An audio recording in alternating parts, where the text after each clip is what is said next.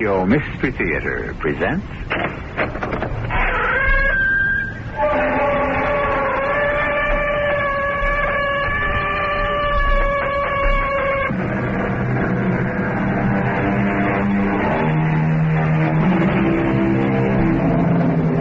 Come in. Welcome.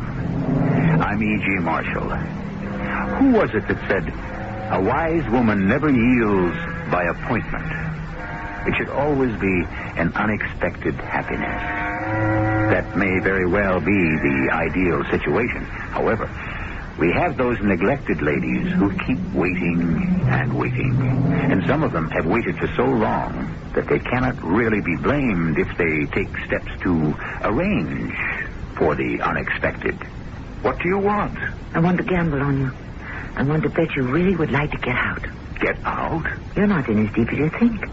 We can say you cooperated with these people because we wanted to expose them. We? We. You need me. Look at me. Am I so hard to take? Oh, no. I'll save you, darling, from your worst enemy. Yourself.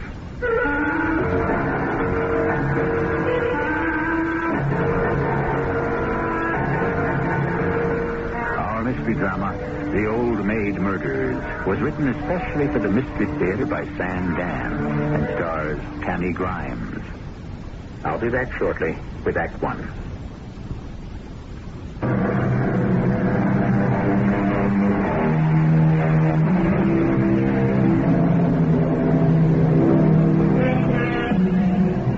Here's a bit of philosophy that is 2,300 years old. A woman's time of opportunity is short, and if she doesn't seize it, no one wants to marry her. And so she sits and waits and watches for omens. Laura McRae has been confidential secretary to that renowned political scientist and advisor to presidents, Professor Morgan Lowcroft, for the past 12 years. And during all that time, she has been sitting and watching and waiting for omens that might suggest she could become something more. Unfortunately, there haven't been any. Come in, please. Oh, Miss McRae, come in. Have a seat. Oh, it's 9 o'clock. You're right on time. Did you have a good night's rest? No, Dr. Waller, I did not. Oh, well, I may have to prescribe a sedative. I don't want to start that sort of thing. Well, we may need it for your treatment. I'm very tired, Dr. Waller. Do you mind if I go back to my room? No, by all means. Get some rest. You'll feel better. No, I won't feel better. Not till I find someone who believes me. Well, give me a chance to trust me. Why should I trust you? What have you got to lose? What have I got to gain? I've already lost everything. I'll never get another job. Tell me what happened. I don't know what happened. How did it begin? When did it begin? I don't remember. You don't want to remember? Let me alone. You won't believe me. Tell me the truth, and I'll believe you. The truth. How did it begin? How did it begin? When did it begin? It never began. It always was. I loved him, even before I met him. Does that make me sound crazy? No. It was always Dr. Lowcroft and Miss McRae. He was very good to me. But I didn't want that. I wanted him. There were women from time to time. He was a flirtatious man. But I didn't mind. They didn't mean anything. I had the best part of him. The part that negotiated with presidents and prime ministers. I was with him when he was truly alive. It's just... Yes. It's just that I wanted more. Oh, not much. Just a little bit more. I understand. No, you don't. And that morning you walked into the office, the way he always did, with that quick little smile on his face. And I said, "Good morning, Dr. Lowcroft." And you know, he would never say good morning to me. He would just wink his eye and say, "Let's get to work, Miss McRae. Now come inside with this morning's tale of woe." Number one, you're to call the president. Yes, and who else? I should think you'd want to return the president's call immediately. Why? Because you always do. You see how we become slaves of habit. Read on, Miss McRae. Would you be willing to give the commencement address at Western University? No. And Miss Maris called. Ah, yes. Who is Miss Maris? You've never heard of the beautiful, desirable Madeline Maris? Oh. I saw her latest film. Right. I believe you're blushing, Miss McRae. True, it was quite frank and even clinical in certain places, but all in all a work of art, which is how one must look at these things, no? I suppose so. I asked myself, what would it be like to spend an evening with a woman of so much vitality? I phoned her and left word. I'm surprised she returned my call. It would be a surprise if she didn't return your call. Now, Miss McRae, I need your advice. I called Madeline Maris on the spur of the moment. But as you well know, I am not a spur-of-the-moment person. Now, well, I need your guidance. After all, you're an expert on love. Mm-hmm. As a female, the fact is that love is for women. What did Lord Byron say? Man's love is of man's life, a thing apart, which is a woman's whole existence. Lord Byron never outgrew his juvenile fantasies. But he was right. Now, should I back away from Miss Madeline Maris? You're asking me for advice? Of course. You're the one person in the world I can trust completely. Dr. Lowcroft, I would rather you didn't involve me in these affairs of yours. Mr. Cray, you know how we do things around here. Prepare me a position paper. Well? Yes, sir. Since Miss Maris's appeal could only be considered physical, there are those who would say you are exploiting her purely for pleasure. Yes? It might prove difficult to shed Miss Maris should you tire of her charms. Why? She is America's sex goddess, and so people would assume that she was too much for you. Or perhaps you were not enough for her. You could become an object of ridicule. Very incisively put, Miss McRae. Now you know why I've kept you all these years. Dr. Lowcroft's office. One moment, please. It's Miss Madeline Maris. Are you here? Oh, well, so much for all our honest resolve and intelligent design. Hello there. Yes, himself. What did I have in mind? A dinner this evening. What? Oh, some quiet spot where we would not be besieged by the media. Oh, your place is fine. 7 is excellent, of course. Till then. Make a note, Miss McRae. I need a bottle of Chateau Lafite Rothschild. No, better wait to see if she has the palate for it. For a first date, a very good domestic wine is in order. Dr. Lowcroft, are you really going to have a date with Madeline Maris tonight? Yes, my dear, and wish me luck. Dr. Lowcroft... Look, don't look so troubled. I know how to be very discreet. It isn't that. It's what? Yes? I better answer the phone. Dr. Lowcroft's office. One moment. It's a Mr. Jeremy Wilmot. Are you in? Oh, absolutely. Jeremy, how are you? Yes, I just finished reading it. Mm-hmm. No, you're onto something. Oh, only a few suggestions. I made them on the margins. I'll send it down with my secretary. She'll guard it with her life. What's the best hotel on the beach? Good. She'll be there this evening. Right. Goodbye, Jeremy. Now, how would you like a little vacation? In Florida. Where's that envelope? It's in my attaché case. Now, here it is. A vacation? In here, a manuscript by Jeremy Wilmot. The Historic Roots of the Economies of Emerging Nations. It sounds grim, but it's great.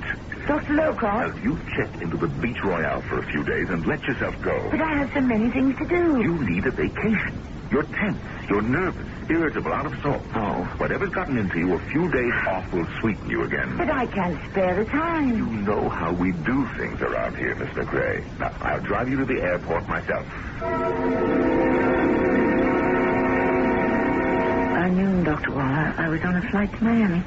You didn't think it unusual? He was always sending me off somewhere on an hour's notice. I was lucky it was Miami, Florida. Could have been Karachi, India. And then what happened? You know what happened.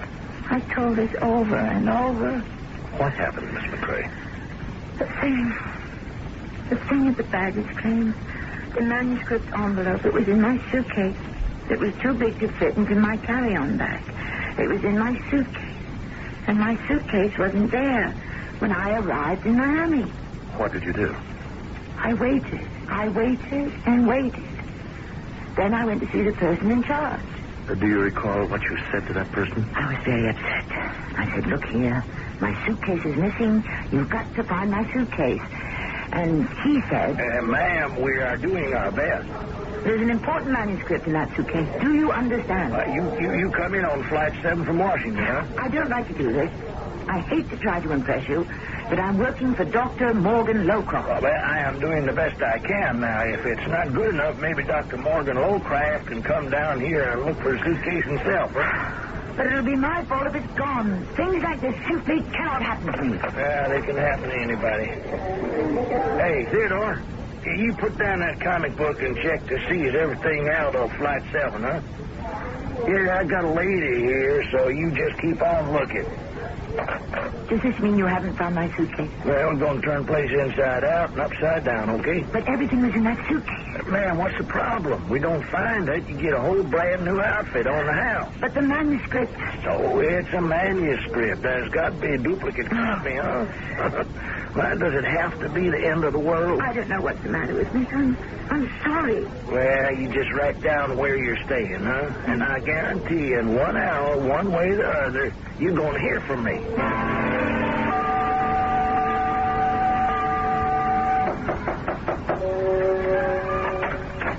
Well, howdy do. Oh, it's you.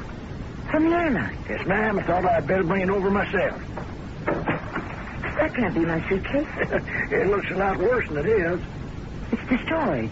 We are sorry, ma'am. You get a new one. Well, how did you get so mangled? Well, we got this mechanical lifter, and sometimes, well, anyhow, your clothes seem to be okay now. But anything you want to replace, well, we... The envelope. It's ripped. Yeah, I don't think there's more than maybe a couple of pages that might be readable. Let me look. The first 2, 3, 4, 5, 6 pages have been torn. It don't look too bad. The whole thing appears to be so crumpled. I'll have to type a fresh copy. Look, do you want us to handle that for you? No, thank you. You've done enough. Now, you let us know if we can help out. I will. Goodbye. Yeah, well, have a nice vacation.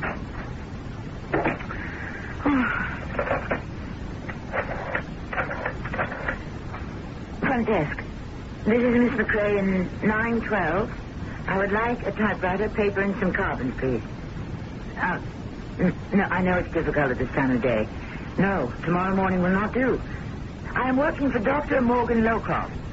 Yes. Within 30 minutes? Thank you.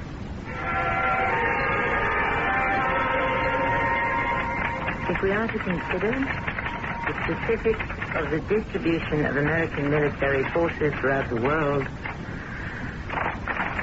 we may design the proper countermeasures to halt the insidious spread of American imperialism.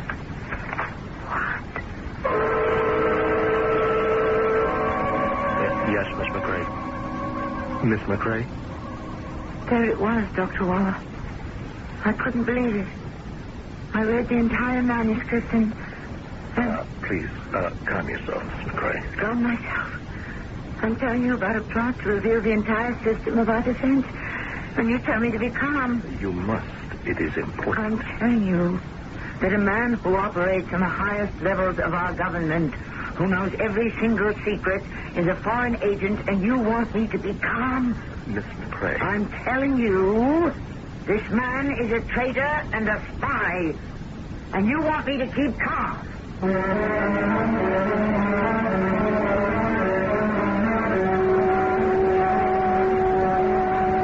I don't know if I would want her to be calm. After all, she's making quite a lethal charge.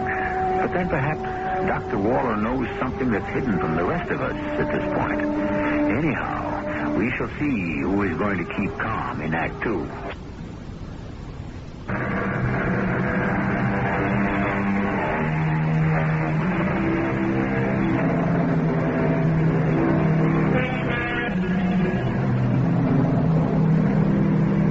At the last, said the poet, our only hope lies in ourselves. Of course, what he meant was our hope of salvation. But short of that, we can really use all the help we can get. It's all very well to advise people to be self-reliant, but then it all depends on the kind of self one has to begin with, right? I'm asking you to be calm, Miss McCrae, so that you may give me a full description of the event. Dr. Waller, you already have that description. Now, let me see if I can understand what you're saying. What is there to understand? Please, Miss McCrae. Where is the difficulty? Morgan Lowcroft said to me, take this envelope, which contains a manuscript by a Mr. Jeremy Wilmot, and deliver it to him in Florida. Accidentally, I happened to see the contents of the envelope. It's a document written by Dr. Lowcroft himself, filled with the most vital military and economic secrets. Well, what did you do then? No, please. Don't pass this off as if it's merely a weather report. Do you realize the implications of what I've just told you? Yes. Do you believe what I've just told you? I accept what you just told me. I'm sick and tired of being patronized by people like you. I'm going back to my room. You will go back to your room and do what? I am the last person in the world you can talk to. After me, who is there? Now, you claim it was a document filled with military secrets? It was. Your next move? I didn't know what to do. I sat there, trying to think. I suddenly felt all alone in the world. I had to be in touch with someone, with something. Without knowing why, I turned on the television set. There was a marvelous burst of music and color. And her face. Madeline Morris's face was on the screen. I was so angry, I lost all control of myself. Somehow, I blamed her for what he had done. You blamed her? Why? I don't know why. It's just that I thought she was part of something that was corrupting him. I wanted to smash the TV screen, but I was afraid it would explode or something, so I turned it off. Yes. And then the phone rang. I let it ring. And then I thought I'd better answer. Hello? Yes, this is Mr. McCrae. Yes. I'm Jeremy Wilmot. Oh. I do hope you've had a pleasant trip. Hello? Yes? May I come up for a manuscript? Perhaps if you are busy, we could have some dinner. Oh. Or a drink. At any rate, I cannot wait to see my manuscript and Morgan's suggestions. Why don't I just pick it up? No. I'll meet you downstairs. In the lobby. Well, did you meet him in the lobby? Dr. Waller, I wanted to get away from there. I wanted to run with that envelope. I wasn't going to give it to him. I wanted to get back to the airport. But how? And then I realized he didn't know me. He'd never seen me. So I took the elevator downstairs. I didn't meet him. But the trouble was, he met me just as I was about to go out the door. Miss McCrae, here I am. Miss McCrae, I'm Jeremy Wilmot. See, I recognize the manuscript envelope you're carrying. Well, here I am. Yes. So, thank you very much for taking this trouble. May I have it? Well, no. No? Miss McCrae, what did you just say? I said no. Well, I'm afraid I don't understand. You were sent here specifically to deliver this manuscript. To deliver it to me. You can't have it. Mr. Gray, is something the matter with you? I said you can't have it. Now, I must insist. Take your hands off me. Don't you dare touch me. You mean that we're going to have a scene about this? I said take your hands off me. Please, if something's the matter, let me help you. Get away from me. Hey, what's going on? This man is attempting to attack me. Hey, hold it, quiet. Now, look, all I'm trying to do... Help me, somebody, please. Help me.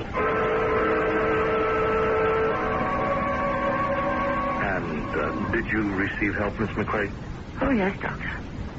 In a moment, he was surrounded by an angry crowd. In the confusion, I slipped out the door and into a taxi. Soon I was at the airport and on a plane back to Washington. I was so frightened. I could hardly breathe. Frightened? Of what? Well, by now they knew. They? The ring of spies and secret agents of which Morgan Lowcroft was a part. Would they be waiting for me at the airport in Washington? I somehow made it to the cab stand. I went directly to Morgan Lowcroft's apartment. He wasn't home. I decided to wait in the study. Oh, how did you get into the apartment? I have a key. It was midnight. And then one here. And two.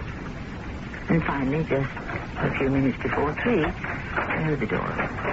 Miss McCrae, what are you doing here? I see you didn't spend the night with Miss Madden. What are you doing here? I read the manuscript. You did? Obviously, Jeremy Wilmot didn't have a chance to get in touch with you.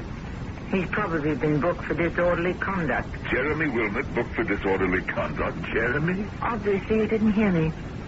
I said I read the manuscript. I heard you. What are you going to do about it? Well, that depends. What are you going to do about it? I'm going to save you. How? First, tell me why you did it. Well, I don't think I really know. Yes, you do. Every boy dreams of becoming president. Most of them get over it. Some of us don't. But you have almost as much real power as the president. Now, that's the trouble. Almost. It would be better if I had no power at all. It's the near miss that can cause the fatal wound. But you never tried to become president. You never tried to run for any office. I could never win. They see me as too much the egghead, too much the professor. Are you trying to tell me that you became a traitor because you hoped if a foreign power could take over the country, you would be installed as the leader or dictator or whatever? Miss McCrae, you have this remarkable talent for oversimplification. But stripped down, you have just illuminated the essential kernel of truth. Do you want me to save you? Save me? Miss McCrae, do you know the people you're dealing with? You could be dead by tomorrow. So could you. That manuscript is in a safe place. It'll be made public if anything ever happens to me. What are you proposing? I'm gambling on you. On my ability to read the real, the true Morgan Lowcroft. I believe you're in over your head. In your heart, you want to get out of this. But you think you're in too deep. But you're not. No. It was a foolish notion. You gave into it. And before you knew it, you lost control. But we can regain it. We can say you cooperated with these people so you could reveal and expose them. We? Yes, we. You need me. Look at me. Am I so hard to look at? No. I'll save you, Morgan. Darling, I'll save you from your worst enemy. Yourself. You'd better answer that. Hello? Oh, yes. Yes, Miss Maris. He did arrive home safely. No, there's no point in calling him in the morning. He'll be busy for a long time to come. Good night. Now, hold on, Miss McCrae. My name is Laura. Call me Laura, darling. As you know, Miss McCrae, both Dr. Wilmot and Dr. Lowcraft tell completely different stories. They're lying. Now, Dr. Jeremy Wilmot is a professor of economics in a leading Florida university. He is known to have no subversive connections. I know his version, and Morgan Lowcroft's version by heart. Dr. Lowcraft denies ever having written such a document. Naturally. What else could he do? But let us continue with your story. You confronted him early that morning when you returned from Florida. Yes. And then? I insisted we move immediately to expose the spy ring to the authorities. But he said we would have to proceed cautiously. Well, what made you decide, finally, that he could no longer be trusted? It was Madeline Maris. Oh? He had promised me that he would no longer see her or have anything to do with her. And he broke that promise? Yes.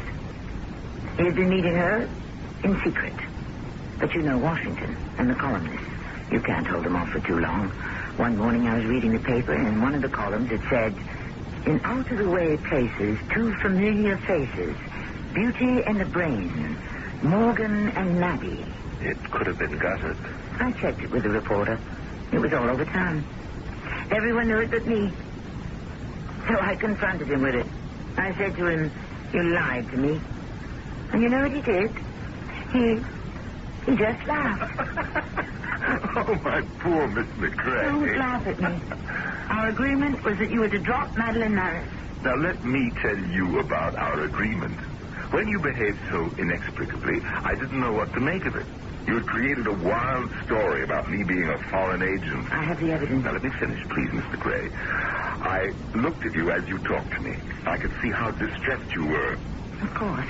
It wasn't an easy moment for me. So I decided to play along. Play along? This is no game. I was hoping perhaps you might come to your senses. But, Miss McRae, I am not helping you by perpetuating this farce. We'll see who thinks it's a farce when that document is made public. I wouldn't advise you to do that. Are you threatening me? I'm counseling you. Yes. You need good counsel. Sensible, practical guidance. Don't try that tactic with me. I know how you operate. The wise, calm, patient, all-knowing expert. Along about this time, you should be lighting your pipe. You should be quoting from Aristotle. Miss McRae, it's difficult to live here at the summit. To be a part of the frenzy. Yes, that's what it is. And to realize how fragile, how thin the line between war and peace is. How easily the world can simply cease to exist, even 5 minutes from now. You have betrayed your country. It's more than most people can stand. And so many of us give way. Bend, crack, break. It's nothing to be ashamed of. It's like combat fatigue. Now, let me help you. I'm not the one who needs help. Take a leave of absence with full pay, of course. You're not going to get rid of me, Dr. Lowcroft. Rest. Relax. And then when you're better, come back. Your job will be waiting. How could I ever get along without you? Is that your attitude? I'll have to go to the FBI. As I said, I would not advise you to do that. What are you going to do about it? Do you propose to have me killed? Killed? Oh, no. No, of course not. But, dear Laura McRae, if you persist in this foolishness, it will be something much worse.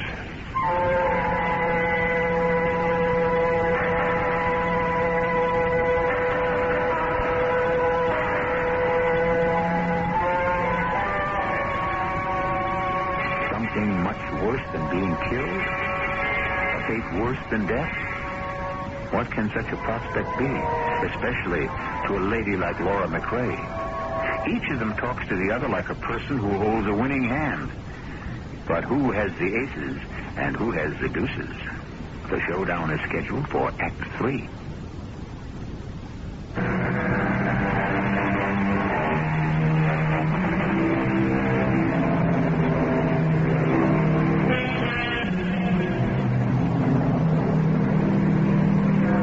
Once again, we talk about the basic stuff of life. Life and fiction. Reality and illusion. What is real and what do we imagine? Laura McRae says she read a document which proves Morgan Lowcroft is a traitor. He claims there's no such document at all. Now, what can you believe? Which of them is telling the truth? But then again, what is truth? Morgan, why are we fighting with each other? Why do you want to destroy me? I want to save you. From what? From the corruption you're drowning in. Miss McRae, things cannot possibly continue in this manner. That's right. I have a duty to perform. And greater than any feeling I may hold for you. Yes. There are so many who worship at your shrine, Morgan. And I was the most devout of them all. I was even willing to accept the fact that you could betray your country. Why not? How could treason be bad if Morgan Lowcroft is a traitor? But we're finished. Finished, Morgan. I'm going to the police and to the media. Don't. I'm sorry. The magic is gone. At one time, I'd have done anything under the sun for your sake, but no more. Not for my sake, but for yours. Goodbye, Morgan. You can't stop me.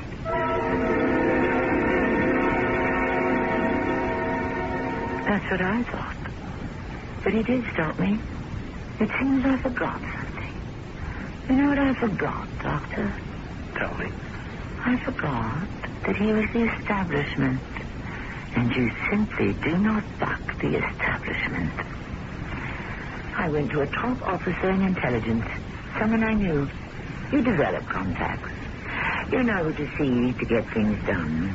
He listened to me very intently. And when I finished, he looked at me and he said, Thank you, Miss McRae. We'll take this under advisement. Colonel, what are you saying? I'm saying we'll investigate. No, Colonel, that's not what you're saying at all. Miss McCrae. Let me tell you what you're saying with your eyes, your manner, and that tone of your voice. You're saying I'll humor this kook and get rid of her as gracefully as I can. No, Miss McCrae. I know the drill. I had to get rid of kooks myself.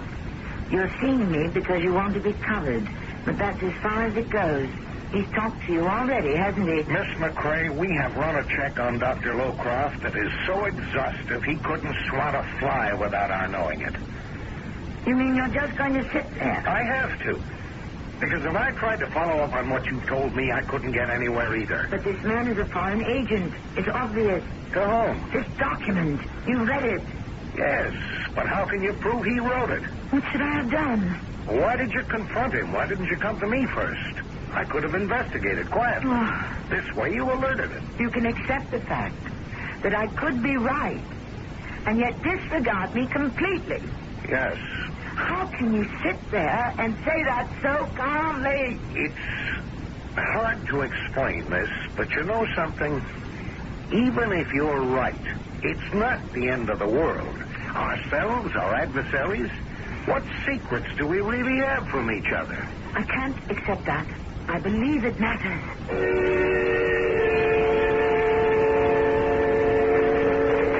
What's your complaint, Miss McCrae? You say the media's sitting on the story. My paper published it. My station's carried it. But look at how you slandered it. Miss Laura McCrae claims.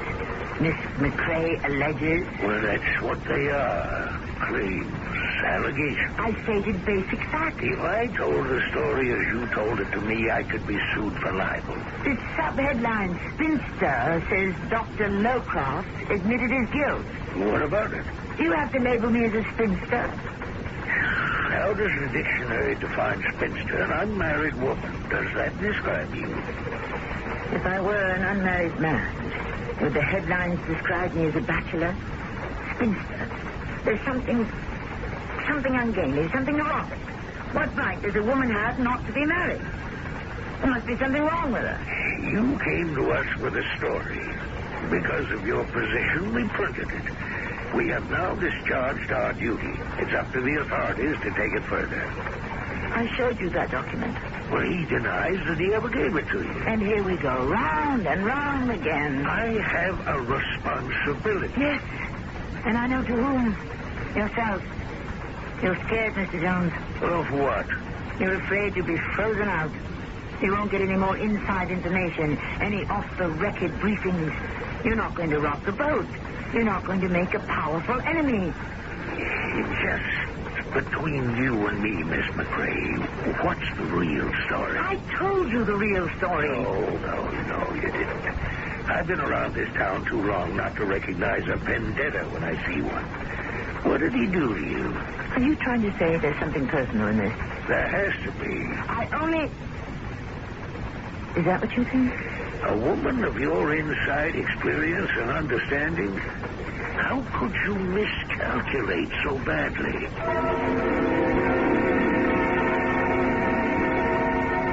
Yes, Miss McCrae. How could you? I thought... No, it doesn't matter anymore. But it does. Nobody cares about me. I care about you. As a patient. As a person. How can you care about me as a person? I'm a spinster. There's something so pathetic. No, ludicrous about that word. I find you attractive. Perhaps you do. There's a tone in your voice. I recognize it.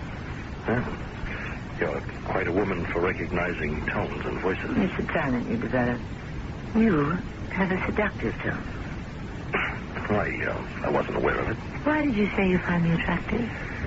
Well, you have a quality of inner strength, of integrity. At my age, a man finds that more appealing than the superficiality. Let's continue. You actually find me attractive? What did you do after you saw the publisher? You do find me attractive. Yes, Miss McCrae. Say Miss McCrae again. Why? McCrae. The name is hard. Crisp. But it sounds so lovely when you say it. Tell me what you did. Yes, I'll tell you. I'll tell you anything. I found out Morgan Lowcroft was right. He didn't have to kill me. I was already dead. As Morgan Lowcroft's secretary, all doors were open to me. As that kooky spinster, Laura McCrae, everyone was out when I phoned. And then, you know what I did? Then go ahead. Tell me. Yes, I'll tell you. I was so frustrated, angry. I stood outside the office building. And I actually harangued the people passing by. I'm Laura McCrae. I was Morgan Lowcroft's secretary for 12 years till he fired me. The man is a spy and a traitor, and nobody wants to do anything about it. Keep away from me, officer. You can't silence me. Nobody can silence me. But surely, Miss McCrae... You must call me Laura, Doctor. Laura, Mm-hmm. you know that kind of conduct would be considered unbalanced. Yes, but it doesn't matter now. What was wrong with me all those years? Why did I have eyes only for him? Why was I blind to other men? There were men who must have thought I was attractive. There must have been men who looked at me the way you're looking at me now. Well, I'm not aware that I'm looking at you in any specific sort of way. You are? You are? Why did you kill him? Why? For my country. Your country? Yes. I killed him because somebody had to stop him. I went to the apartment. I confronted him. I said, you can't be allowed to get away with this. And once again he laughed. You should have heard that laugh. Oh, my poor Laura. Haven't they locked you up yet? Don't talk that way to me. You're insane, dear girl. Insane. I'm not. Oh, I'm sorry. I must ask you to leave. I want to save you. Who's that? Can't you guess? I'm surprised she doesn't have her own key. She does, but she keeps losing it. You don't want to be saved. That's right. Goodbye, Miss McCrae. But I'm going to save you. Whether you like it or not. Now, look, this has gone on long enough. If I can't save you in one way, I'll save you in another. This is how I'll save you. You're crazy. Put that down. I'll save you. Now, what did you do? What did you do? I saved you.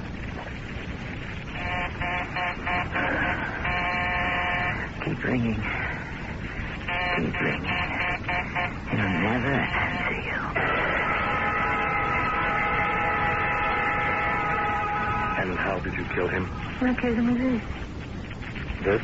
He had one in his chest, just like this. Long, sharp, pointed. I remember some years ago he had lost his letter opener, and I bought him a new one for Christmas. That one. Where did you get yours? I don't remember. I've told you everything. I've told you all my secrets. You know why? Because I'm in love with you. You mustn't say that. I don't care. I need somebody. I must have somebody. Tell me the truth. What truth? Was there actually an incriminating document in that envelope, or did you create that situation yourself? Why would I create it? How could I create it? Because of Madeline Mallet. She wasn't his first affair. But for the first time, you felt vulnerable. Madeline Mallet touched off the explosion. In 12 years, you couldn't get Morgan Lowcroft to look at you. Now, you would force him to. That is not so, Doctor. The mishap with the baggage was the spark for the explosion. Now, you deliberately typed a brand new manuscript. You could do it. You had access to enough secrets. I didn't do it. I don't care what you say. I know I didn't do it. Well, you could have done it without knowing it. Now listen to me. Yes. I'll listen.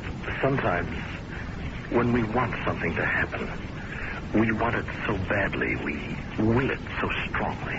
Yes. When your voice is soft and sweet like it is now, I'll listen to anything. Everything. Well, what you did, creating that document, it's been blocked out of your mind. But you have to go back to it. You have got to face it. Whatever you say, we'll face it together, won't we? I'll help you. It is my job. Not only because it's your job. Say it's more than that. Well, of course it's more than that. I'll keep nothing from you. I'll bare my heart, expose my soul. Miss McCrae, there is something we must straighten out. Oh. Excuse me. Dr. Waller. Oh, yes. Yes. No, not too late. Yes, I'd like that. Tell the children we can go. Right. You know I do. See you soon. Bye. Who is that? That was my wife. You didn't tell me you were married. Why didn't you tell me you were married? It has no relation to your therapy. You seduced me. I what? You gave me that loving look, that special tone of voice. You didn't mean either of them. You only wanted to trick me into trusting you. And I did. I told you everything. Miss McCrae. What happened to Laura? She's been betrayed again. You'll never do that to anyone else. Miss McCrae, put that down. Never. You know by now that letter opener can be a lethal weapon, so put it down. You betrayed me. I told you the truth, and you betrayed me. You're all against me. Miss McCrae. That's right. Back to Miss McCrae, the neurotic, frustrated spinster. Laura. It's too late for Laura. But no one will ever betray her again. No, you... Never. Don't. Never. Oh. Never.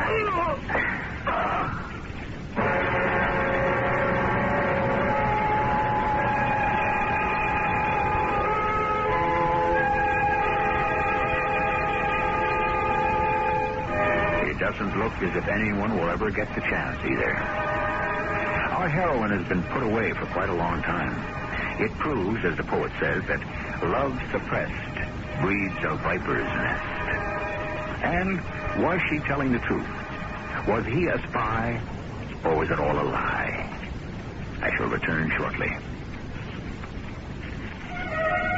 On CBS daytime television, yours is the best seat in the house for first-run drama weekdays. On Search for Tomorrow, watch stories of real people facing real problems. Then on The Young and the Restless, thrill to the romance and passion of warm young love. Search for Tomorrow and silky, steamy The Young and the Restless. Television's hottest summer shows weekdays. Check your local listings for time. Hi, this is Michael Landon. Are you the Michael Landon who talks about Kodak paper on TV? Yeah, that's me. I just love your commercials and your paper. Oh, thanks, but it's Kodak paper. Do you get your pictures printed on Kodak paper, too? Well, absolutely. I always look for you when I get them developed. You mean you look for the Kodak paper sign with my face on it? Yeah, because I always get Kodak paper where I see you. It. Right. Well, nice talking to you. Yeah, what a handsome sign. Look for the Kodak paper sign when you get your pictures developed.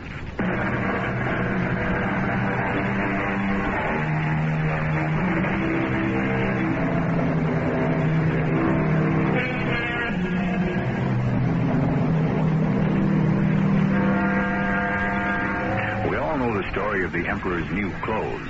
How everyone fawned over him and flattered him on the magnificence of his imaginary wardrobe. That is, everyone except for one little boy who piped up, "But the Emperor is naked." It's too bad the story ends there. It would be most instructive to learn what happened to that clear-eyed little boy.